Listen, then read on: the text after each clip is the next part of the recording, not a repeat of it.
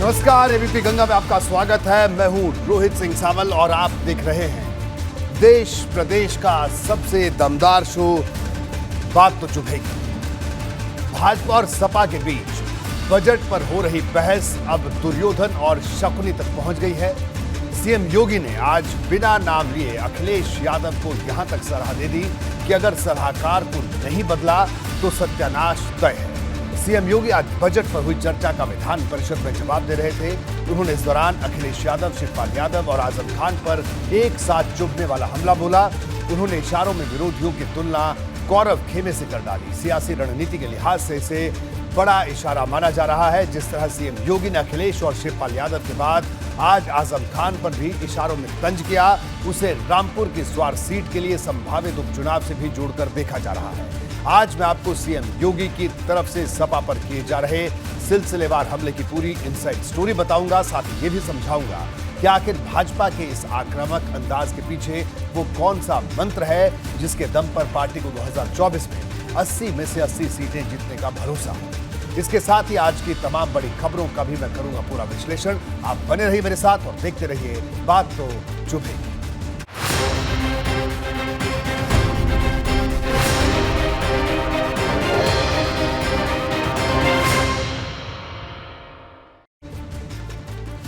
अगर किसी सियासी चर्चा में अर्जुन और कृष्ण को लेकर दुर्योधन और शकुनी का जिक्र एक साथ आ जाए तो उसे महाभारत का इशारा ही माना जाएगा। इस वक्त यूपी की राजनीति का संग्राम इसी तरफ बढ़ रहा है। सीएम योगी ने जहां एक तरफ महाभारत का जिक्र किया तो राम राज्य की बात भी की। उन्होंने दोहराया कि सबका साथ और सबका विकास ही राम राज्य का मंत्र है। राम राज्य के साथ ही बात रामचरितमानस की भी हुई। सपा की तरफ से कुछ चौपाइयों पर सवाल खड़े किए जाने के विवाद पर भी सीएम योगी ने चुभने वाला तंज किया।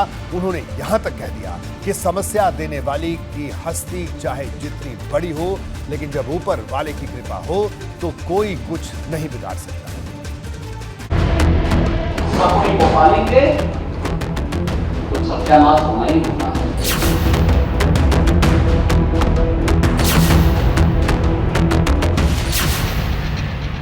अखिलेश यादव पर सीएम योगी का शकुनी वाला निशाना। इस समस्या का समाधान इस पर निर्भर करता है कि आपका सलाहकार कौन है। दुर्योधन का सलाहकार शकुनी था और अर्जुन का कृष्ण था। परिणाम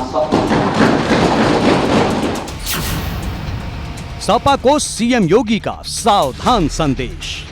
शकुनी को पालेंगे तो सत्यानाश होना ही होना है। और यह दृश्य अगर विपक्ष समझ पाएगा तो संभवतः कुछ सद्बुद्धि आए। आजम खान पर मुख्यमंत्री का फॉरवर्ड अटैक। तेरा में क्या हो? अव्यवस्था, अराजकता, भ्रष्टाचार था और उस समय के नगर विकास मंत्री और मुख्यमंत्री जब कुंभ की प्रेजेंटेशन को लेकर के हावड़ विश्वविद्यालय जाना चाहते थे तो पूरा पहुंच ही नहीं पाया। शिवपाल यादव पर सीएम योगी का सीधा तंज। हर समस्या के समाधान के दो रास्ते होते हैं, या तो उसमें भाग लो या भाग लो। अखिलेश पर जाति के नाम पर बहकाने का आरोप। भूख से मौके लोग बात करते हैं इसकी, जाति के नाम पे मूल मुद्दे से भटकाना चाहते हैं लोग। क्या उस गरीब भूख से मर रहा किसान था, अन्नदाता किसान था, आत्महत्या कर रहा था? क्या उसकी कोई जाति, किसान की कोई जाति होती है? गरीब की कोई जाति होती है? वंचित की कोई जाति होती है? राम राज्य का योगी मंत्र। सबका साथ सबके विकास का मंत्र ही राम राज्य की अवधारणा है और उत्तर प्रदेश इसका अक्सर पालन करेगा। इसी मंत्र को फॉलो करते हुए आगे बढ़ेगा।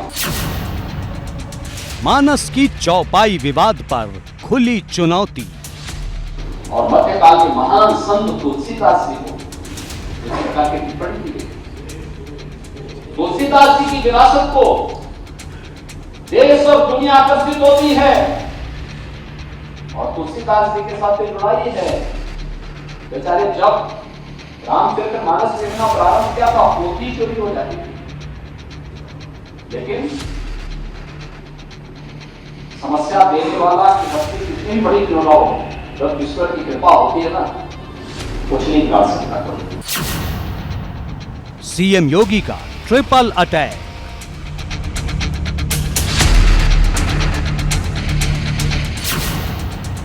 अखिलेश, शिवपाल, आजम को खुला चैलेंज। बात तो चुभेगी। बड़े दिनों के बाद सीएम योगी ने इशारों में ही सही आजम खान को भी चर्चा में ला दिया। उन्होंने सपा के राज में हुए कुंभ के आयोजन का जिक्र करते हुए कहा कि तब अराजक स्थिति थी। सीएम योगी ने तंज किया कि सपा के राज्य में मुख्यमंत्री और मंत्री अपने आयोजन पर हार्वर्ड में प्रेजेंटेशन देना चाहते थे, लेकिन उन्हें ये मौका नहीं मिला। मुख्यमंत्री ने गन्ना किसानों का जिक्र किया। उन्होंने कहा कि गन्ना किसानों के बारे में अगर किसी सरकार ने सबसे ज्यादा काम किया तो उनकी सरकार है। सीएम ने कहा कि गन्ना किसानों का सिर्फ 5800 करोड़ रुपए का भुगतान बाकी है।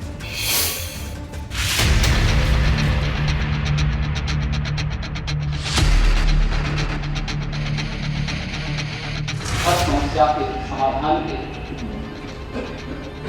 दो रास्ते होते हैं, या तो उसमें भाग लो या भाग लो। समस्या का समाधान नहीं किया तो एक भाग लो। समाधान करने वाली टीम है तो यहां भाग नहीं। सीएम योगी ने एक साथ अखिलेश यादव, आजम खान और शिवपाल यादव पर सीधा निशाना साधकर ये साफ संदेश दे दिया कि समाजवादी पार्टी की हर रणनीति और हर रणनीतिकार पर उनकी सीधी नजर है। मौका विधान परिषद में बजट पर हुई चर्चा का जवाब देने का था। सबको को पालेंगे तो सत्यानाश होना ही होना है, और यह दृश्य अगर विपक्ष समझ पाएगा तो संभवतः कुछ सद्बुद्धि आए। सीएम योगी के इस तंज को सीधे अखिलेश यादव पर हमला माना गया। अब सवाल है कि योगी ने अखिलेश यादव के किस सलाहकार को शकुनी कहा। इतना ही नहीं, उन्होंने सपा की नीयत में ही खोट करार दिया। $1 ट्रिलियन के बारे में चर्चा करते समय हमारे बहुत सारे मित्र ऐसे हैं जो कहते हैं कि साहब क्या यह संभव हो पाएगा। हम कहते हैं भाई कौन सा काम है जो संभव नहीं हो सकता है। नेक नियति चाहिए, नेक नियति के साथ आप काम करेंगे, क्यों नहीं संभव हो पाएगा। यह संभव होगा। ये पिछले 6 वर्ष के अंदर की यात्रा क्या आपको संभव नहीं दिखती है क्या? सीएम योगी ने एक बार फिर विपक्ष पर बिना नाम लिए ऑस्ट्रेलिया में टापू खरीदने वाला निशाना साधा। पैसा जब जाता था तो लोग इंग्लैंड में होटल बनाते थे। एक पैसा जब जाता था तो ऑस्ट्रेलिया में टापू खरीदे जाते थे। इतना ही नहीं, पश्चिमी यूपी में गन्ना किसानों को लेकर विपक्ष की तरफ से लगातार हो रही घेरने की कोशिश पर भी उन्होंने सीधी चुनौती दे डाली। दावा किया कि गन्ना किसानों का सिर्फ 5800 करोड़ रुपए का भुगतान ही बाकी है। अभी जो भुगतान बाकी है वो लगभग 5800 करोड़ यानी 5800 करोड़ का भुगतान बाकी है, जिस पर लगातार दबाव बनाया जा रहा है।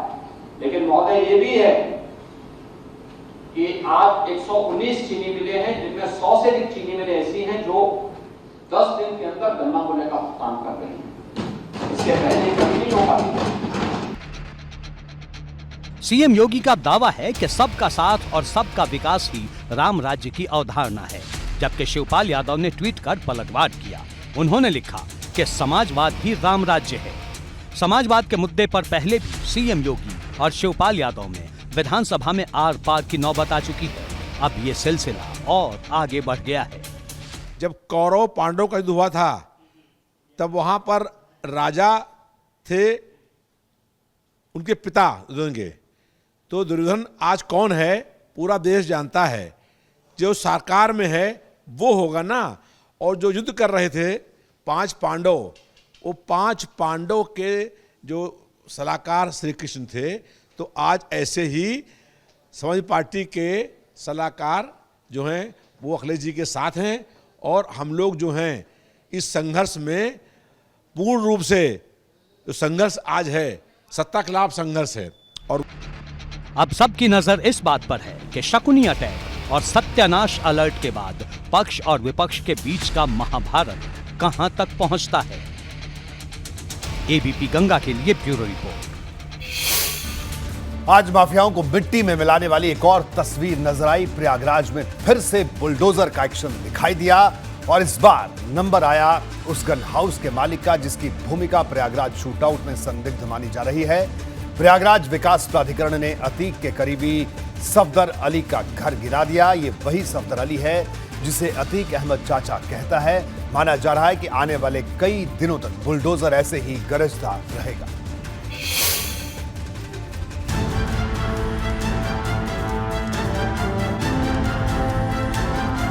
जिला वही था, बुलडोजर वही था, कार्रवाई भी वही थी, लेकिन घर बदल गया था। प्रयागराज गोलीकांड के आरोपियों को मिट्टी में मिलाने की कार्रवाई दूसरे दिन भी जारी रही। इस बार अतीक अहमद के सहयोगी सफदर अली का घर गिराया गया। टॉप एंगल से ये पूरा व्यू दिखाने की कोशिश करते हैं। जिस जगह कार्रवाई चल रही है वहां पुलिस ने बैरिकेडिंग कर दिया है, इतने इलाके को कॉर्डन ऑफ कर दिया है ताकि उसके नजदीक कोई जाने ना पाए और किसी को कार्रवाई के दौरान जो मलबे गिरते हैं अक्सर चोट आ जाती है तो किसी को चोट ना आने पाए। और बड़ी संख्या में यहाँ पुलिस के लोग मौजूद हैं, पीएससी के जवान मौजूद हैं, मुस्तैद हैं, साथ ही साथ नगर निगम, प्रयागराज विकास प्राधिकरण और जिला प्रशासन के तमाम अधिकारी भी मौजूद हैं। और आसपास आप देख सकते हैं कि जितने मकान, जितने घर हैं, वहां चढ़कर लोग इस कार्रवाई को देख रहे हैं। लोग भी हैरत में हैं कि आखिरकार सीधा साधा सा दिखने वाला सफदर अली नाम का ये बुजुर्ग किस तरीके से जो है वो आपराधिक वारदातों में शामिल होता था, किस तरीके से अतीक अहमद और उसके गिरोह के लिए पोषण का काम करता। बुधवार को चकिया में ही जफर अहमद की 2 मंजिला बिल्डिंग धराशायी की गई थी और इस बार भी बुलडोजर चकिया इलाके में ही पहुंचा। जिस सफदर अली के मकान को ध्वस्त किया गया उसकी चौक इलाके में बंदूक की दुकान है। अतीक अहमद और उसके गिरोह के कई सदस्यों से सफदर अली के गहरे रिश्ते बताए जाते हैं। बताया ये भी जा रहा है कि 80 साल के सफदर अली को अतीक अहमद चाचा कहता है। अतीक अहमद और उसके गिरोह के लोग कई बार इस गन हाउस में आए भी थे। आरोप है कि अतीक अहमद और उसके गैंग की आपराधिक वारदात में सफदर अली का गन हाउस मदद करता था। उमेश पाल शूटआउट केस में भी सफदर अली के गन हाउस के कुछ शस्त्र इस्तेमाल किए जाने की आशंका जताई जा रही है। एक तरफ शासन प्रशासन का एक्शन है तो दूसरी तरफ अतीक का परिवार घबराया हुआ है। अतीक की पत्नी शाइस्ता परवीन ने सीएम योगी और इलाहाबाद हाई कोर्ट के चीफ जस्टिस को चिट्ठी भेजी है। चिट्ठी में कहा गया है कि किराए के घर को अवैध तरीके से गिराया गया और फर्जी तरीके से असलहे दिखाए गए। मामले की मजिस्ट्रेट जांच कराने की मांग की गई है। देखिए, सर्वविदित है, पूरा देश जानता है, पूरा प्रदेश जानता है कि समाजवादी पार्टी ने अपने अपने शासनकाल में जब वो सत्ता में रहे हैं पूरी तरह से माफियाओं को पुष्पित पल्लवित किया है। हर डिस्ट्रिक्ट में कोई न कोई गुंडा माफिया उन्होंने स्थापित करके रखा हुआ था। वही मुख्यमंत्री जी ने पूरे प्रदेश की जनता की समझ कहा। अतीक अहमद साहब भूल गए कि कितने माताओं की गोद उन्होंने सुनी की है, कितनी बहनों के मांग का सिंदूर उन्होंने पोंछा है। आज अपनी चिंता सता गई। आप कह रहे हैं कि अंतिम समय नजदीक आता है तो लोग याद करते हो। क्या अतीक का अंतिम समय आ गया है? आप लोग ऐसा मान रहे हैं? मेरा ये कहना है, उनको आभास हो रहा है, लेकिन मेरा ये कहना है कि उनको, न्यायालय को भी और सरकार को भी पूरी सुरक्षा के साथ जहां भी उनको लाना हो, न्यायालय में ले जाना हो, करना चाहिए। सजा न्यायालय देगा। अतीक अहमद को लेकर प्रयागराज से दिल्ली तक शोर है। सुप्रीम कोर्ट ने अतीक की वो याचिका स्वीकार कर ली है जिसमें फर्जी एनकाउंटर का अंदेशा जताते हुए यूपी न ले जाने का अनुरोध किया गया था। इस मामले में सुप्रीम कोर्ट में 17 मार्च को सुनवाई होगी। ऐसे 3 हत्या करने वाले हत्यारों को खोज निकालना यह पुलिस की जिम्मेदारी है और पुलिस वही काम कर रही है। और मुझे पूरा विश्वास है कि अपराधी चाहे जहां छिपे होंगे उनको खोज निकालना और जो इस अपराध के आगे पीछे ऊपर नीचे होंगे को भी पता करके उनके खिलाफ भी कार्रवाई करने का काम किया जाए। बेखौफ तरीके से हत्यारों ने इस पूरी घटना को अंजाम दिया, इसके बाद भी अगर मुख्यमंत्री जी उत्तर प्रदेश की कानून व्यवस्था पर क्लीन चिट चाहते हैं तो मैं मानती हूँ कि ये उनको सच का आईना देख लेना चाहिए। उसके तुरंत बाद दूसरे दिन अमेठी में भी डबल मर्डर हो गया। कौन सा ऐसा दिन होता है उत्तर प्रदेश के में जब सवेरा होता हो और इस प्रदेश के अपराधी एक नई घटना करके मुख्यमंत्री को नई सलामी न देते हों। अब सवाल ये है कि क्या अतीक अहमद को यूपी की जेल में ट्रांसफर करने की अनुमति मिलेगी या फिर अतीक साबरमती जेल में ही बंद रहेगा। खबर ये भी है कि अतीक के बेटे अली अहमद की जेल बदलने की तैयारी शुरू हो चुकी है। बहुत जल्द अली अहमद को नैनी जेल से किसी दूसरी जेल में ट्रांसफर किया जा सकता है। एबीपी गंगा के लिए प्रयागराज से वीरेश पांडे के साथ ब्यूरो रिपोर्ट। आज रायबरेली में शहीद पुलिसकर्मी राघवेंद्र सिंह को आखिरी विदाई दी गई। राघवेंद्र 24 फरवरी को प्रयाग में हुए अतीक गैंग के हमले में घायल हो गए थे। कल शाम लखनऊ पीजीआई में उनका निधन हो गया। आज आखिरी विदाई देने उनके गांव में हजारों लोग उमड़े। गंगा के घाट पर उनका पूरे राजकीय सम्मान के साथ अंतिम संस्कार कर दिया गया।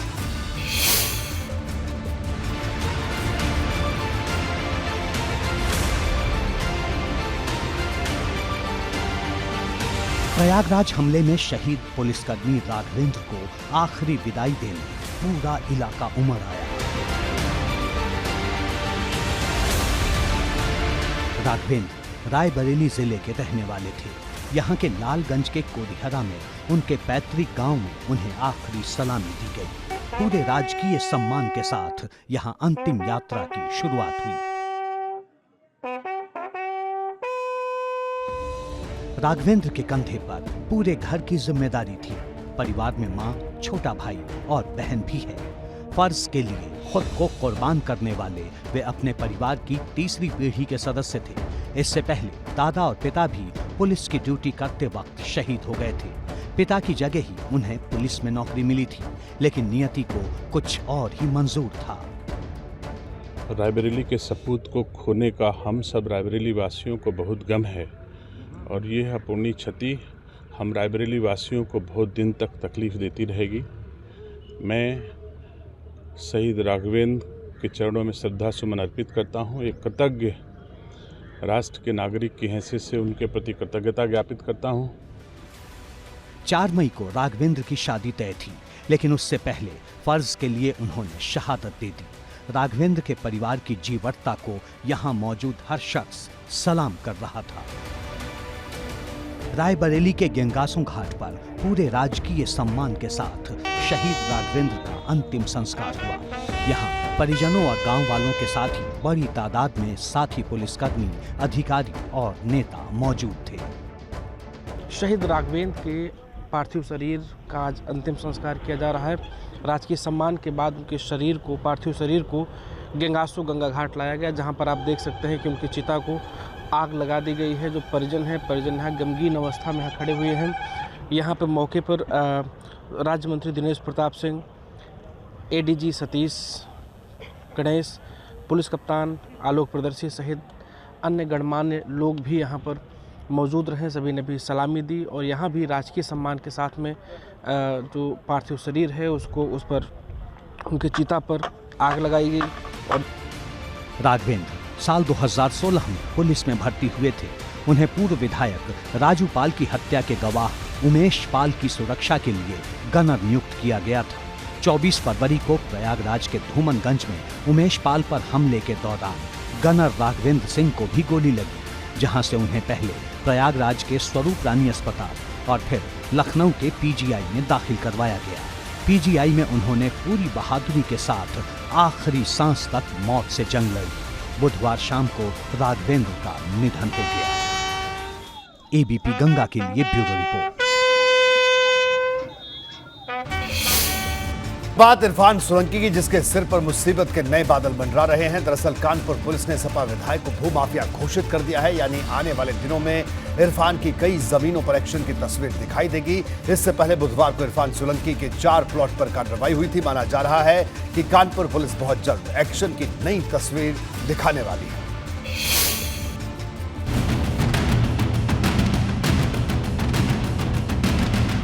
कानपुर से सपा विधायक इरफान सोलंकी के सिर पर नई मुसीबत खड़ी हो गई है। इरफान पर पहले मुकदमे दर्ज हुए, फिर गैंगस्टर वाली लिस्ट में नाम चढ़ा और अब सपा विधायक का नाम भूमाफियाओं वाली सूची में भी शामिल कर दिया गया है। सिर्फ इरफान सोलंकी ही नहीं, इरफान के भाई रिजवान और उसके तमाम साथियों को भी भूमाफिया की लिस्ट में शामिल किया गया है। देखिए, जो गैंगस्टर एक्ट का मुकदमा दर्ज है उसका आधार ही है कि यह गैंग जमीनों पर औने पौने दामों में खरीद कर या फोर्सफुली अपने प्रभाव का इस्तेमाल करके, मसल पावर का इस्तेमाल करके कब्जा करता है। तो ये जो गैंग है, जिसके गैंग चार्ट में अब तक 8 लोग हैं, इन सभी के ऊपर जो अभियोग है वो जमीन को कब्जा करने का है, जमीनों को अपने पोजीशन में लेने का है, लोगों को भय के वातावरण में डालकर संपत्तियों को अपने हाथ में लेने का है।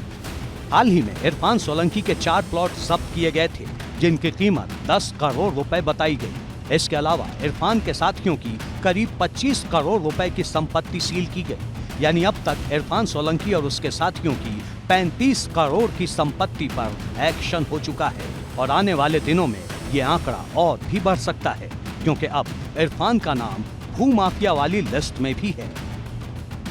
तो यहाँ पे बड़ा स्वाभाविक सा है कि ये भूमाफिया की श्रेणी में ही जाएंगे और गैंग का जो एक्टिविटी है, गैंग का जो नेचर है, गैंग का जो एक्ट है और जो अब तक हमारे पास विवेचना में मिला है, वह इन्हें भूमाफिया की श्रेणी में ही ले जाता है। तो बाकी प्रक्रियागत चीजें हैं जो की जा रही हैं।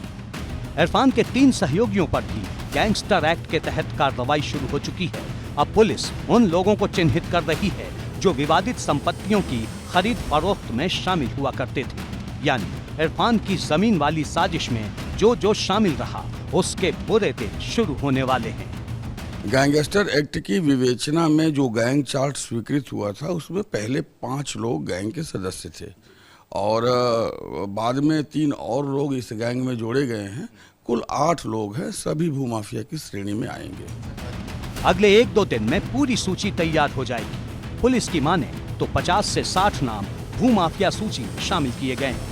पुलिस अधिकारियों के मुताबिक इन सभी के खिलाफ ऐसे सबूत मिले हैं जिससे ये पता चलता है कि ये विवाद वाली संपत्तियों को औने पौने दामों में खरीदकर उस पर कब्जा करते थे और वहां रहने वाले लोगों को इधर उधर कर संपत्ति खाली करवा लेते थे। एबीपी गंगा के लिए कानपुर से रतीश त्रिवेदी की रिपोर्ट। बात मेनका गांधी की। मेनका भाजपा की सांसद है, बावजूद इसके अगर वो कैमरे पर ये दोहराएं कि मैं भाजपा में हूं और रहूंगी, तो ये बात समझी जा सकती है कि मामला सामान्य नहीं है। लगातार ऐसी अटकलें लगाई जाती रही हैं कि मेनका गांधी पार्टी में नाराज चल रही हैं, लेकिन इन्होंने इन कयासों को खारिज कर दिया है। मेनका ने यहां तक कह दिया है कि वो पार्टी में बनी रहेंगी, चाहे पार्टी टिकट दे या ना दे।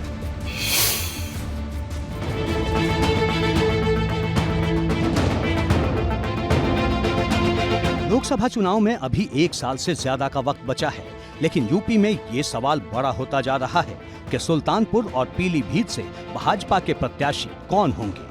क्या फिर एक बार मेनका गांधी और वरुण गांधी को भाजपा टिकट देगी या फिर पार्टी आला कमान कोई चौंकाने वाला फैसला लेगा?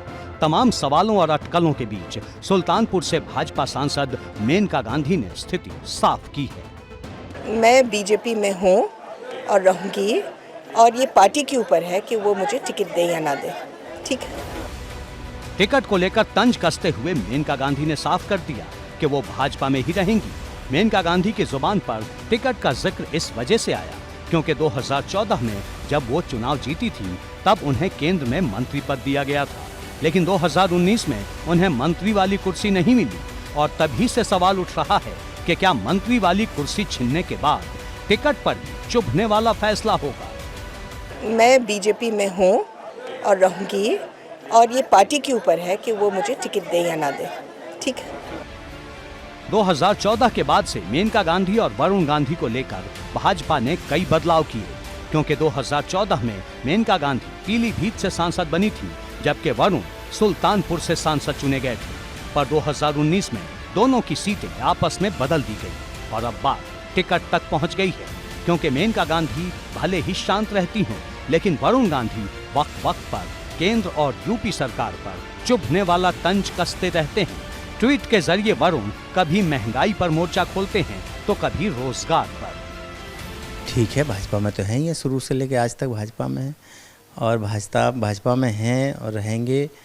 तो ये बात क्यों उठ के आई है? कहीं ना कोई बात उठी होगी तभी आई है। तो उन्होंने अपना विज़न क्लियर कर दिया कि नहीं, मैं इधर उधर कहीं नहीं जाने वाली हूँ, भाजपा में थी, भाजपा में रहूँगी। तो ये तो उनका निजी निर्णय है, कहाँ उनको जाना है, कहाँ उनको रहना है, किस दल में राजनीति करनी है, किस दल में नहीं करनी है, तो उनका भी निजी फैसला है।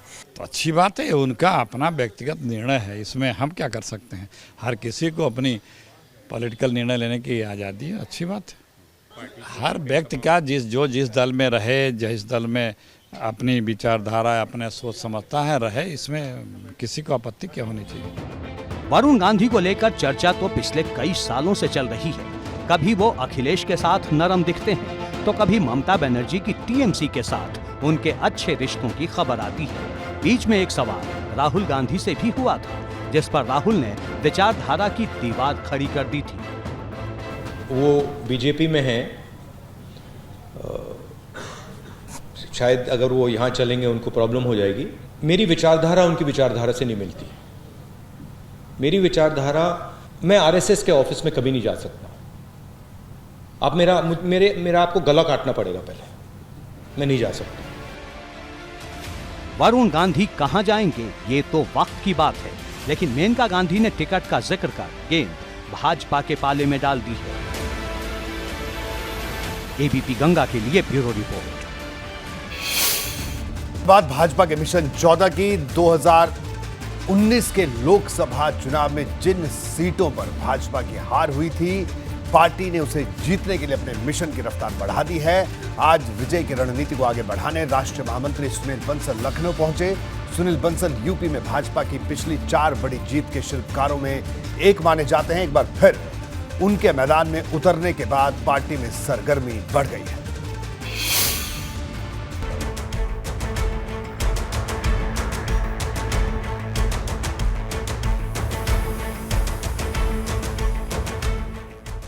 दिल्ली की सत्ता पर हैट्रिक लगाने के लिए यूपी में बैठकों का दौर तेज है। भाजपा का लक्ष्य है कि यूपी की 80 सीटों पर कमल खिलाया जाए। इसके लिए फिर एक बार पार्टी दफ्तर पर मीटिंग हुई। मीटिंग में राष्ट्रीय महासचिव सुनील बंसल के साथ साथ प्रदेश अध्यक्ष भूपेंद्र चौधरी भी शामिल हुए। भाजपा की पहली कोशिश उन 14 सीटों को मजबूत करने की है जो कमजोर मानी जाती हैं। इन सीटों पर कमल खिलाने के लिए सुनील बंसल को ही भाजपा ने प्रभारी नियुक्त किया है। इस बैठक में अमित शाह और जेपी नड्डा के यूपी प्रवास के कार्यक्रम पर चर्चा हुई। दरअसल हारी हुई सीटों पर अमित शाह और जेपी नड्डा बड़ी रैली करने वाले हैं। दोनों नेता कितनी रैलियां करेंगे, इसकी रूपरेखा आज की बैठक में तय की गई। लोकसभा की ऐसी सीटें जो पिछली बार नहीं जीत पाए थे, देश भर में एक पार्टी ने लोकसभा प्रवास योजना करके भारत सरकार के माननीय मंत्रीगण को क्लस्टर बनाकर प्रवास करने का काम दिया है। राज्य में भी हम लोगों ने क्लस्टर इंचार्ज बनाए हैं। लोकसभा में संगठनात्मक दृष्टि से हमारा जो स्ट्रक्चर है, उस स्ट्रक्चर को मजबूत करने के लिए और क्या क्या काम हम लोगों को करने हैं चुनाव तक, उन कामों को लेकर आज बैठक थी। माननीय सुनील जी ने आज उन विषय को बैठक के माध्यम से लिया है और आगे क्या क्या करना है इसकी दृष्टि से उन्होंने दिशा निर्देश दिए हैं। उत्तर प्रदेश के महामंत्री संगठन पद से हटने के बाद और राष्ट्रीय महासचिव की जिम्मेदारी संभालने के बाद सुनील बंसल पहली बार लखनऊ पहुंचे थे। सुनील बंसल यूपी की नब्ज अच्छी तरह से समझते हैं। यही वजह है कि उनके कंधे पर इतनी बड़ी जिम्मेदारी सौंपी गई है। निश्चित तौर पर लक्ष्य को अर्जित करेंगे। हमको अपने भगवान पर भरोसा है। हमको अपने राष्ट्रीय राजनीतिक नेतृत्व, करिश्माई नेतृत्व आदरणीय नरेंद्र मोदी जी पर भरोसा है और बूथ पर काम करने वाली अपनी संगठन शक्ति पर भरोसा है। अब की बार 80 में से 80 सीटें भाजपा जीतेगी। 2019 के लोकसभा चुनाव में भाजपा गठबंधन को 14 सीटों पर हार मिली थी, जिनमें से रामपुर और आजमगढ़ पर भाजपा ने उपचुनाव में कमल खिला दिया। लेकिन कुछ सीटें ऐसी भी हैं जहां पार्टी को कम अंतर से जीत मिली थी और उन्हीं सीटों पर अब मजबूती से चुनाव लड़ने की तैयारी की जा रही है। ये रणनीति उन 14 लोकसभा सीटों के लिए है जो बीजेपी 2019 में नहीं जीत पाई थी। यानी हारी हुई सीटों को कैसे जीता जाए, हार को कैसे जीत में बदला जाए, ये बीजेपी की रणनीति है। और इसी रणनीति के तहत पार्टी के जो नेशनल जनरल सेक्रेटरी हैं सुनील बंसल, जो 8 वर्षों तक उत्तर प्रदेश में महामंत्री संगठन रहे, वो आज लखनऊ पहुंचे और उन्होंने इन सीटों को लेकर बैठक की।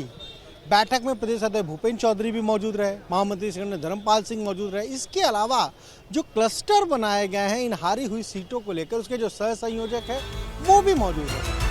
पार्टी दफ्तर में हुई मीटिंग में अमित शाह और जेपी नड्डा के यूपी प्रवास पर नए सिरे से कार्यक्रम तय किए गए। साथ ही ये भी तय हुआ कि जिन 14 सीटों पर भाजपा पूरा जोर लगा रही है, वहां सीएम के साथ साथ देश और प्रदेश के तमाम मंत्रियों की जनसभाएं होंगी। यही वजह रही कि सुनील बंसल ने पार्टी दफ्तर में यूपी के कई मंत्रियों से मुलाकात भी की। अगर हम 80 में से 80 सीटें जीतना चाहते हैं तो भारी भरकम तैयारी करेंगे। आज हम अगर नॉर्थ ईस्ट के अंदर 3 राज्यों में, अपनी 2 राज्यों में हम लोग बहुत शानदार ढंग से सरकार अपने गठबंधन के साथ बना रहे हैं और पिछली बार की तुलना में मेघालय में शानदार प्रदर्शन आप सबको दिखाई दे रहा है। तो यह भारतीय जनता पार्टी और माननीय प्रधानमंत्री श्री नरेंद्र मोदी जी की लोकप्रियता है, जिसके कारण से कमल का फूल पूरे हिंदुस्तान में खिल रहा है।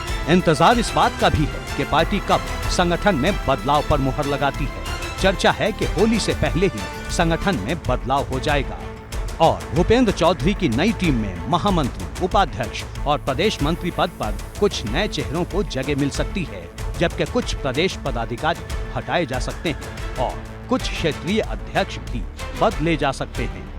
एबीपी गंगा के लिए लखनऊ से अनुभव शुक्ला की रिपोर्ट। आज पूर्वोत्तर से कांग्रेस के लिए चुभने वाली खबर आई। 3 राज्यों में हुए विधानसभा चुनाव के नतीजे जारी हुए तो भाजपा के खेमे में उत्साह का माहौल बन गया। जश्न की तस्वीरें लखनऊ से भी सामने आई, जहां पार्टी दफ्तर पर आतिशबाजी की गई। दरअसल त्रिपुरा में भाजपा को जो जीत मिली है उसमें सीएम योगी की अहम भूमिका मानी जा रही है, क्योंकि सीएम योगी ने जितनी सीटों पर प्रचार किया था हर जगह कमल खिला है। वहीं नागालैंड में भी पार्टी की बड़ी जीत हुई है, जबकि मेघालय में भाजपा की उम्मीद पूरी नहीं हुई।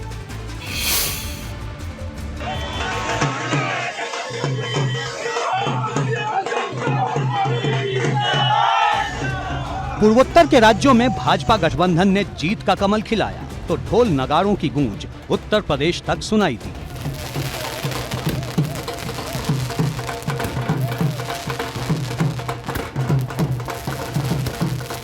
भाजपा दफ्तर पर चुनावी जीत का जबरदस्त जश्न मना, आतिशबाजी हुई और 24 के चुनाव से पहले इसे ट्रेलर बताया गया।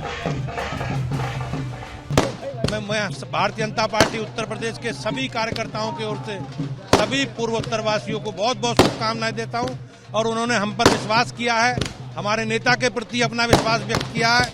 हम लोग, हमारा जो संकल्प है उत्तर राज्यों की बेहतरी के लिए काम करेंगे। इस संकल्प के साथ आपने हमारा दोबारा जनादेश दिया, हम आपकी अपेक्षा के अनुसार काम करेंगे। बहुत बहुत धन्यवाद। दरअसल त्रिपुरा नागालैंड में भाजपा गठबंधन की सरकार बननी तय है। दोनों ही राज्यों में भाजपा गठबंधन को बहुमत हासिल हुआ, जबकि मेघालय में त्रिशंकु विधानसभा है, जहां किसी भी पार्टी को बहुमत नहीं मिला। जिन स्टेटों में लंबे समय तक सरकारें चल जाती हैं, जनता का स्वाद बदल जाता है। वो दूसरी सरकार से स्वाद चाहते हैं, विकास चाहते हैं कि प्रदेश उन्नति के रास्ते पे जाए। ये नियम हम लंबे समय से देख रहे हैं। एक तरफ जहां पूर्वोत्तर के फैसले से भाजपा गदगद है, तो वहीं सीएम योगी की छवि में भी जबरदस्त बढ़ोतरी हुई है, क्योंकि त्रिपुरा चुनाव के परिणाम में सीएम योगी की मेहनत 100% रंग लाई है। सीएम योगी ने आखिरी दिनों में त्रिपुरा में प्रचार किया था। 2 दिनों तक त्रिपुरा की 6 सीटों पर प्रचार किया। इन सभी 6 सीटों पर भाजपा की जीत हुई है। योगी ने त्रिपुरा के सीएम की सीट पर भी प्रचार किया था, यानी सीएम के नाम 100% सफलता का रिकॉर्ड दर्ज हुआ है।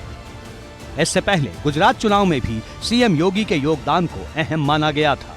लोकसभा चुनाव से पहले कुछ और राज्यों में विधानसभा चुनाव है, जहां सीएम योगी का प्रचार करना तय माना जा रहा है। एबीपी गंगा के लिए ब्यूरो रिपोर्ट। आज चुनाव आयोग को लेकर सुप्रीम कोर्ट का एक बड़ा अहम फैसला आया। दरअसल सुप्रीम कोर्ट ने चुनाव आयोग में मुख्य चुनाव आयुक्त और चुनाव आयुक्त की नियुक्ति की मौजूदा प्रक्रिया को बदल दिया। सुप्रीम कोर्ट ने फैसले में कहा कि अब मुख्य चुनाव आयुक्त और चुनाव आयुक्त को सीबीआई चीफ की तरह ही नियुक्त किया जाए। एक कमेटी बनेगी जिसकी सिफारिश पर राष्ट्रपति इनकी नियुक्ति करेंगे। इस कमेटी में प्रधानमंत्री के अलावा लोकसभा में विपक्ष के नेता और चीफ जस्टिस रहेंगे। आपको बता दें कि अब तक मुख्य चुनाव आयुक्त और चुनाव की नियुक्ति केंद्र सरकार करती थी। हालांकि सुप्रीम कोर्ट ने यह भी साफ कर दिया कि मौजूदा व्यवस्था तब तक बनी रहेगी जब तक संसद इस पर कानून नहीं बना दे। तो मुख्य चुनाव आयुक्त और चुनाव आयुक्त की नियुक्ति को लेकर ये बड़ा फैसला सुप्रीम कोर्ट का है जो आज आया है। अब सीधे सरकार नहीं नियुक्ति करेगी, बल्कि जो एक प्रक्रिया है, जैसे सीबीआई चीफ की नियुक्ति के लिए जिस प्रक्रिया का पालन किया जाता है, उसी प्रक्रिया का पालन अब चुनाव आयुक्त और मुख्य चुनाव आयुक्त की नियुक्ति के लिए किया जाएगा। ये साफ सुप्रीम कोर्ट ने कहा है।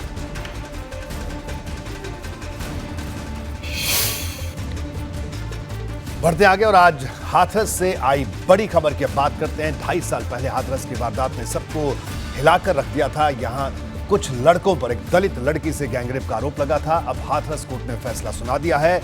अदालत ने इस केस में गैंगरेप के आरोप से 4 आरोपियों को बरी कर दिया। तो मुख्य आरोपी संदीप को गैर इरादतन हत्या और SC/ST एक्ट के तहत दोषी ठहराते हुए उम्र कैद की सजा सुनाई है।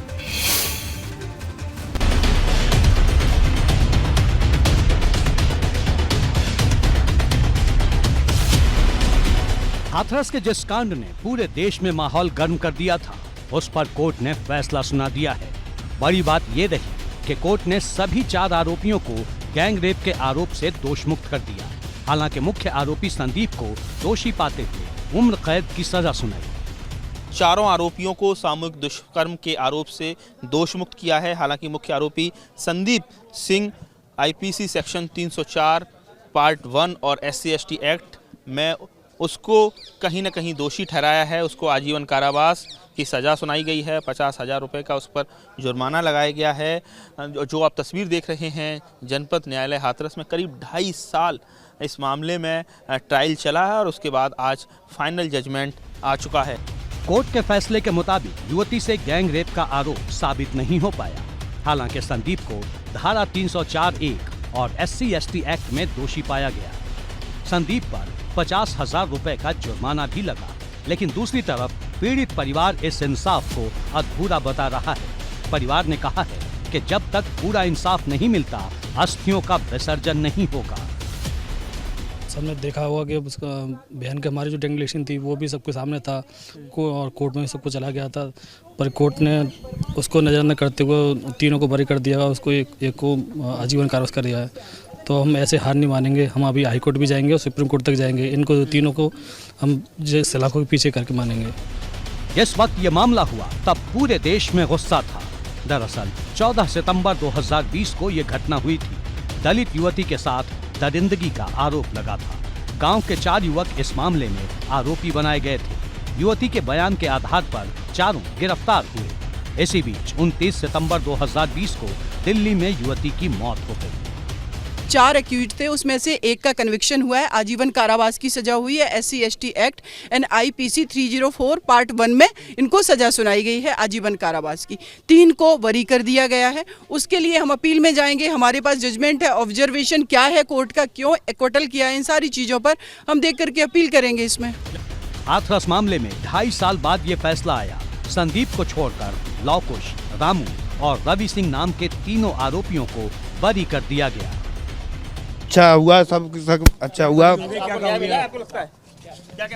न्याय मिला साहब, आप लोगों की दुआएं सब, और आपको तो पता ही है जीत होनी चाहिए। न्यायालय पे भरोसा था हमें जी। कोर्ट ने 3 आरोपियों को बरी किया तो समाजवादी पार्टी ने सरकार पर सवाल उठाने शुरू कर दिए। सपा ने ट्वीट किया, जातिवादी सरकार द्वारा लचर पैरवी, सबूत पहले से ही नष्ट कर दिए जाने। और कोर्ट में सबूतों के अभाव में 3 आरोपी बरी हो गए और एक को गैर इरादतन हत्या का दोषी पाया गया। सोचिए कि योगी राज में दलित पिछड़ा के प्रति न्याय कहां है।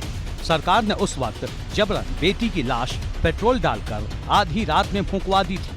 परिवार को मदद और एक सरकारी नौकरी का वादा किया था जो पूरा नहीं हुआ।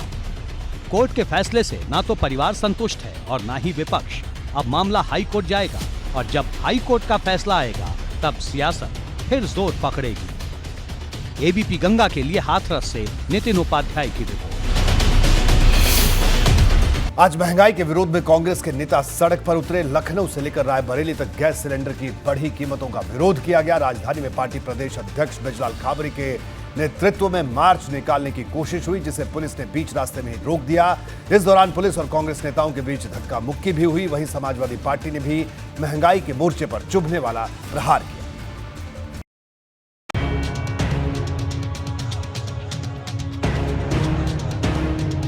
सिलेंडर के दाम में महंगाई की आग लगी तो कांग्रेस एक बार फिर सड़क पर उतर आई। यूपी कांग्रेस कमेटी ने लखनऊ में जोरदार प्रदर्शन किया।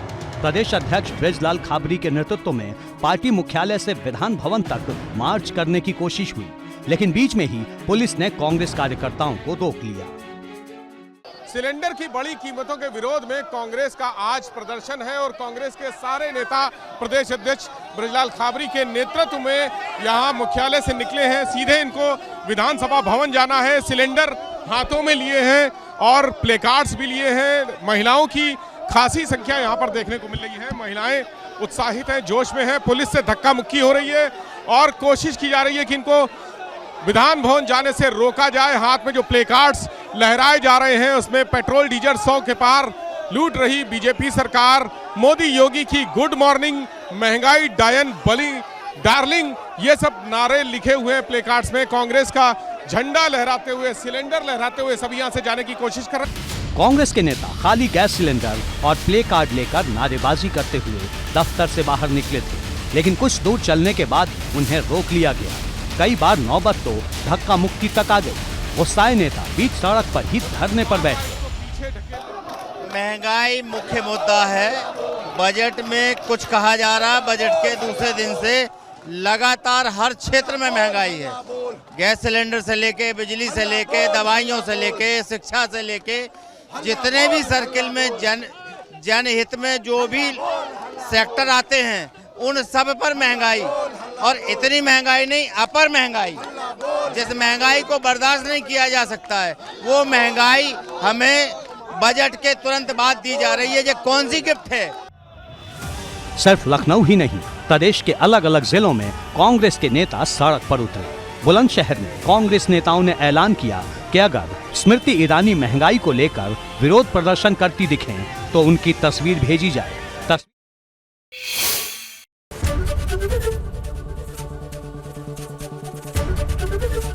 एबीपी गंगा, खबर आपकी, जुबान आपकी।